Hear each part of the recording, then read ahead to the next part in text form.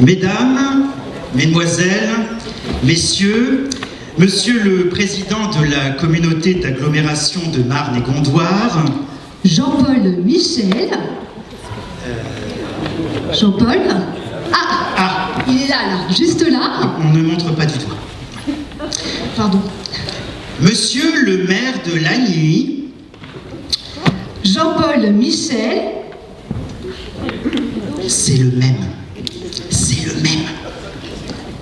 Ah, excusez-moi, mais c'est la même personne en fait. C'est parce que vous cumulez. Messieurs, dames, les membres du bureau, les membres titulaires, les conseillers suppléants, et vous tous, habitants de l'agglomération de Marne et Gondoire. Les Marnes gondoriens et les Marnes gondoriettes. Notre bureau d'études est ravi d'avoir été choisi pour développer les futurs projets du territoire. Nathalie, Oui, c'est moi. présentez-vous. Ah, pardon. Je suis donc Nathalie Royer, chargée de communication pour la société Futura 2000. Je suis Bertrand Pasquier, manager en chef chez Futura 2000. Futura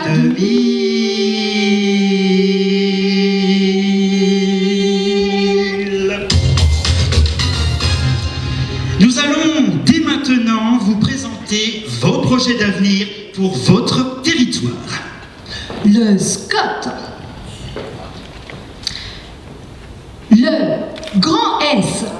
Schéma. Grand C. Petit O. Cohérence. Grand T. Territorial. À la demande de vos élus, notre bureau d'études a développé de grandes idées autour des thèmes suivants. L'éducation, la culture, les transports et le tourisme.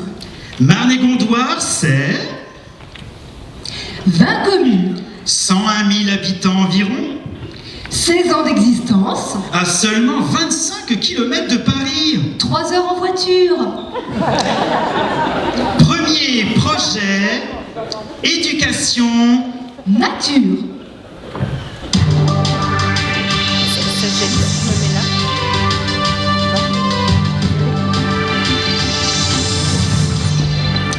Éducation et nature. Marne et Gondoire accueillant de plus en plus de familles, de nouvelles familles sur le territoire et la reproduction allant bon train, de nouveaux besoins d'infrastructures scolaires sont indispensables pour le futur.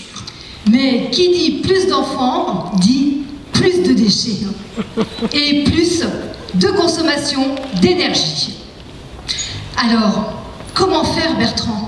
Eh bien, chez Futura 2000, nous avons eu une bonne idée. Construire de nouveaux établissements scolaires 100% écologiques et autosuffisants. Comme des écoles en bois, des tableaux en ardoise naturelle, des craies en craie. Mais ce n'est pas assez. Il faut aller plus loin. Alors, nous installerons des toilettes sèches dans tous les établissements. Car faire ses besoins à l'air pur, ça forme la jeunesse. Eh oui. Il y aura également des cantines autonomes où les enfants cultiveront eux-mêmes leurs repas. Avec les fruits et les légumes, bien entendu, le poulailler, le lait de vache, le miel. Bon, évidemment, avec le miel, il y aura quelques petits accidents, mais comme on dit, ça forme la jeunesse. Et c'est comme ça qu'on apprend la vie. Alors, vous le savez sûrement, les apports de protéines pour l'avenir, on en parle beaucoup actuellement, ce sont les insectes. D'où la mise en place d'élevage d'insectes comestibles dans toutes les écoles. Une bonne régalade pour nos enfants. Contre l'obésité, hop, une quiche au vert. Contre les caries, hop, une bonne brochette de larves. Merci, Mère Nature. Oh oui.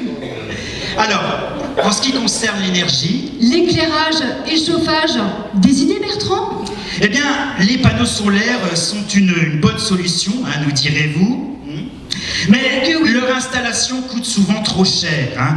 Et n'oubliez pas hein, que ce sont vos impôts qui paient tout ça. Et ici, je pense qu'ils sont bien assez élevés. Oh, certainement, oui. Alors, nous avons pensé à utiliser l'énergie des élèves, hein, car on le sait, les enfants en ont à prendre.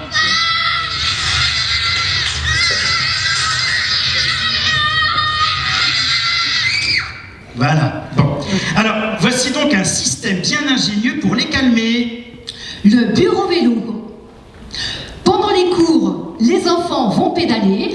Le savoir et le sport seront en osmose.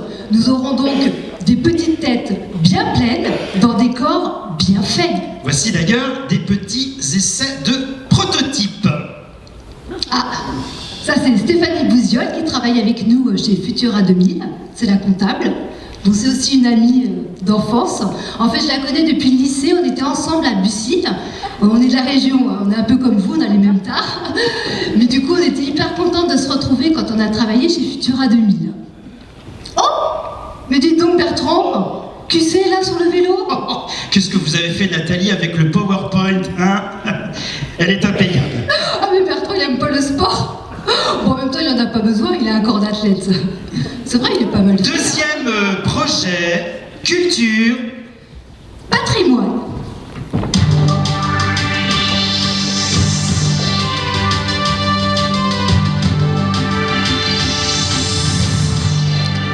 Vos élus étant soucieux, oui, pardon, de réhabiliter d'anciens bâtiments, hein, plutôt que de tout raser pour tout reconstruire, à l'image notamment de l'ancien hôpital de Lagny, ils nous ont demandé de trouver une idée pour utiliser au mieux ce bâtiment classé.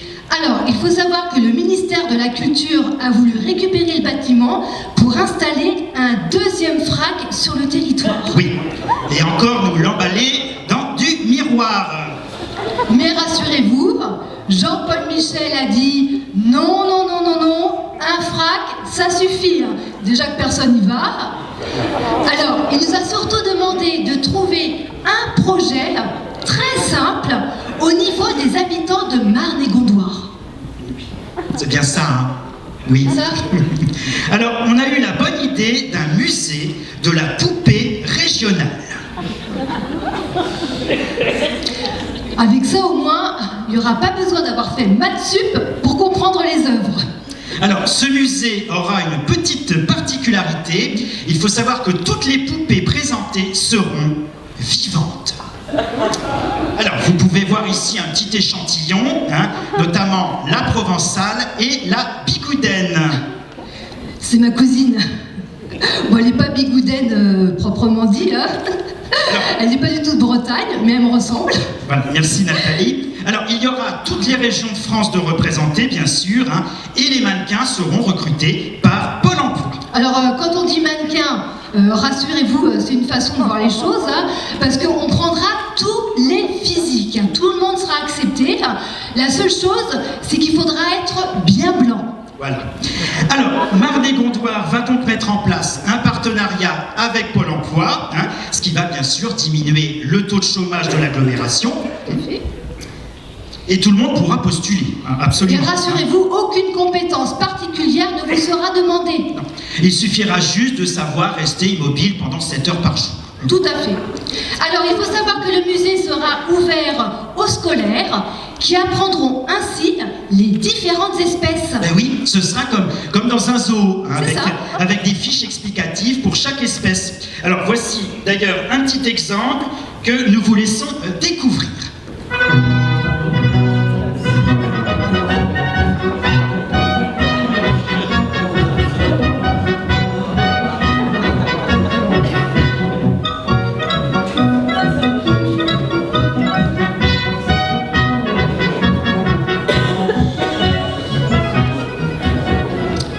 Troisième projet, transport. Transport.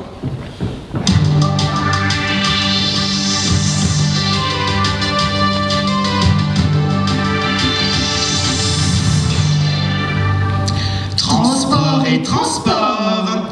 Permettre à tous de se déplacer sur le territoire intercommunal est une priorité de la communauté d'agglomération. Mais vos chers élus bien-aimés, ils sont là au premier rang, ils ont un très grand cœur et un cœur de plus en plus vert. Ils avaient envie de nature, envie de simplicité, envie de prendre le temps d'avoir les cheveux dans le vent. Enfin, pour ceux qui en ont encore. Oui, je ne parle pas vous, monsieur le maire de Lèche. Bon, ni de vous, Pascal Leroy de Carnotin.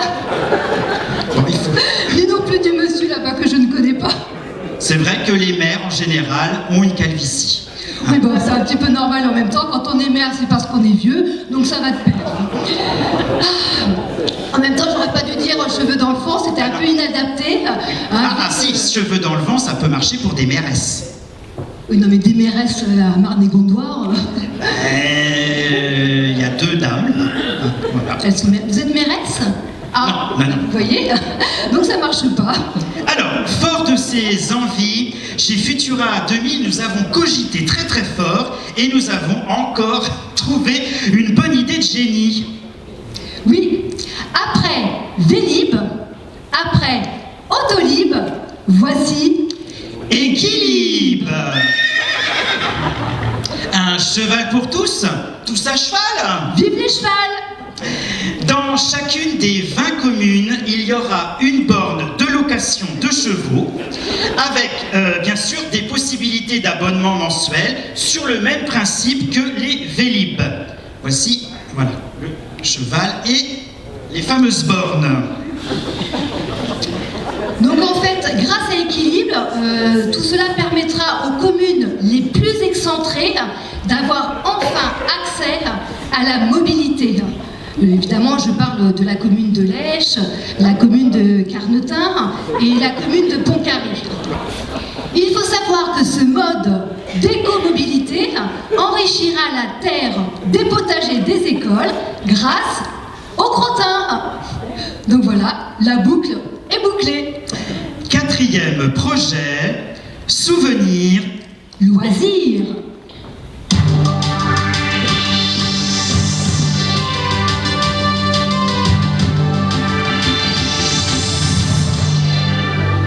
Souvenirs et loisirs.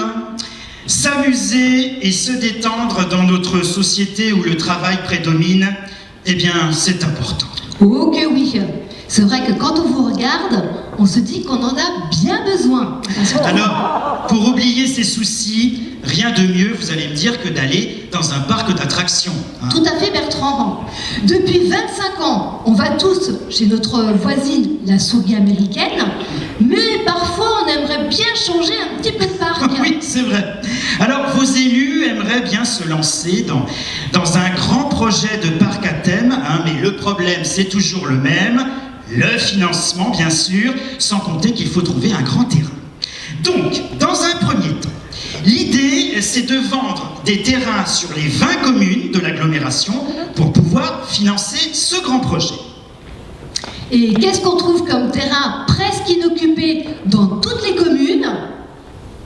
Alors, on trouve quoi comme terrain? Non, aucune idée? Pardon? Les terrains de foot? Non, pas les terrains de foot. Il y en a dans toutes les communes. Non, dans toutes les communes. C'est presque inhabité. C'est vraiment presque inhabité. Eh bien, les cimetières. Ben oui, bien sûr. Donc, imaginez, si les cimetières étaient vendus à des sociétés immobilières privées, pour en faire des délogements par exemple, eh bien, l'agglomération, on a calculé, récolterait 180 millions d'euros. Ben oui. Et ça fait quand même un sacré beau pactole pour budgétiser le futur parc à thème. Oui, mais alors, que fait-on des sépultures des 20 cimetières? Ah oui, c'est un problème. Alors, chez Futura 2000, nous avons trouvé la solution, c'est-à-dire réunir toutes les tombes en un seul endroit pour en faire votre futur parc d'attractions. Évidemment, il fallait trouver un thème original. Chez Futura 2000, on l'a trouvé, la mort. Oui, enfin, le souvenir. Alors, ce parc à thème va s'appeler Cimetière Land.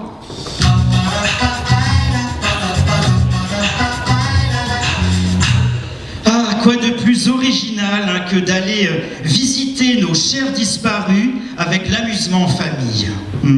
Oui, mais Bertrand, où peut-on construire ce joli parc? Eh bien justement, nous avons interrogé les élus à ce sujet et tout de suite ils ont pensé à l'endroit idéal, le parc de la Brosse de Bussy-Saint-Georges.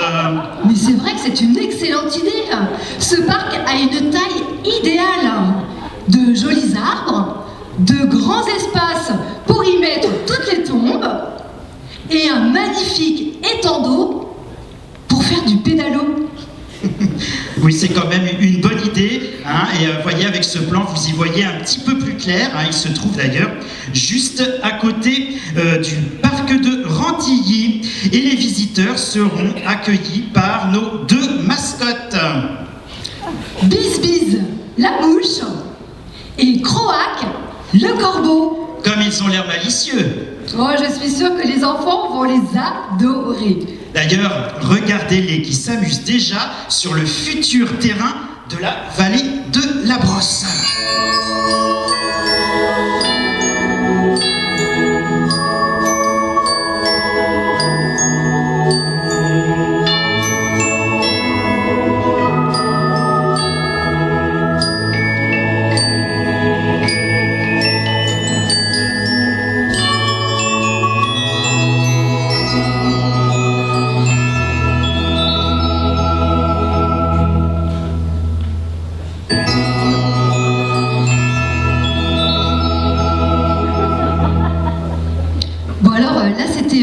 Bertrand et moi-même, voilà. Parce qu'il fallait des prototypes, mais vous ne retrouverez pas dans le parc, hein, on n'y sera pas. Non, on embauchera des gens. Alors, il y aura aussi un petit train qui circulera dans le parc. Appelé le petit train de la peur qui donne les chocottes. Et pour attirer des millions de visiteurs de l'Europe entière, nous avons eu une idée de génie. Installer des sépultures de personnages célèbres. Ça, c'est une très bonne idée, mais Bertrand, où trouver des corps célèbres? Eh bien, dans d'autres cimetières, comme par exemple le cimetière du Père-Lachaise. Mais oui, évidemment. Mais Bertrand, comment faire pour avoir tous ces corps chez nous? Eh bien, la communauté d'agglomération va les racheter, hein, comme par exemple celle de Jean Lefebvre, un gendarme. Mais c'est une excellente idée pour attirer les foules. Et pourquoi pas aussi celle de personnages historiques comme Louis XVI. Oui, mais sans la tête. On pourrait aussi retrouver Cléopâtre, Madame Bovary, le bon roi d'Agobert et j'en passe et des meilleurs. Mais aussi des chanteurs, hein, c'est important. Comme d'ailleurs celui que nous allons rapatrier du cimetière de Saint-Barth. Oui, qui donc? Johnny Hallyday. Alors là, avec Johnny, c'est sûr, nous allons attirer du monde à Cimetièreland. Oui, d'ailleurs nous sommes en train de négocier son corps à bon prix avec son épouse. Alors, il y aura aussi d'autres personnalités célèbres comme Carlos, Dalida et notre préféré avec Bertrand, Hervé Villard. Et pour les enfants, il y aura un grand jeu de pistes qui leur sera proposé. Mais oui. Retrouve les morts célèbres dans le parc de Cimetièreland. Mais oui, c'est une bonne soirée de rigolade en perspective. Oh, tout à fait, Bertrand, tout à fait. Mais, Bertrand, une question. Où mettre les personnes qui ont choisi de finir en cendres? Ah ben oui, les fameuses urnes cinéraires. Eh bien, il y a un endroit idéal dans le parc de la Brosse, c'est l'étang. Des cendres dans l'eau? Ben oui, car on va construire un columbarium flottant, regardez ça, avec accès en pédalo. Mais quelle bonne idée! Et à l'intérieur de ce columbarium, par pure économie, vous pourrez retrouver le personnel administratif de l'agglomération de Marne-et-Gondoire qui jouera les zombies avec ses jolis déguisements. Alors certains sont ici ce soir, hein, j'ai envie de dire, vive la reconversion. Et Bertrand, si les visiteurs ont une petite faim? Eh bien, il y aura un restaurant. Mais oui, appelé le Mac Zombie. Et avant de quitter le parc, bien sûr, un petit détour à la boutique. Il y avait évidemment la boutique appelée la boutique souvenir. Boutique dans laquelle vous pourrez acheter à vos enfants notre petite mascotte de Tico l'Asticot. Ainsi qu'un kit Lego sur le thème du deuil.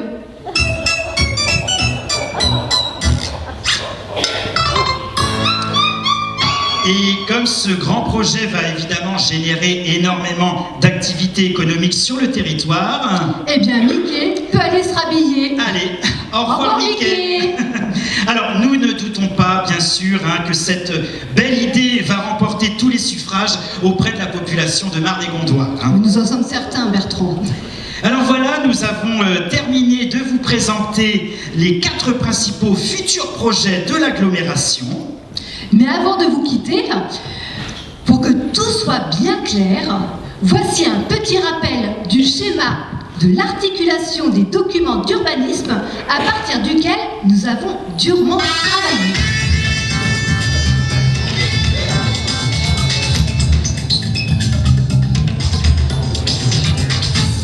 Alors, par exemple, le PIG, le OIN et le PEB passent par le SCOT, par l'intermédiaire de la DAC et de l'UTN pour développer, entre autres, le PDU et le PHL du PLU. Qui peut aboutir bien évidemment à une ZAC en conformité avec des ADS comme le PC ou le PA. Voilà, top, là on va s'arrêter là parce que votre exposé était très très clair jusqu'à présent, mais là on commence à déraper totalement. Là on dérape dans le délire, là. Tout ça n'existe pas. Vous avez posé un bon diagnostic, vous avez proposé des solutions qu'il faut discuter, qu'il faut débattre tous ensemble, mais là ça non. Ça non, là, parce que plus personne n'y comprend rien.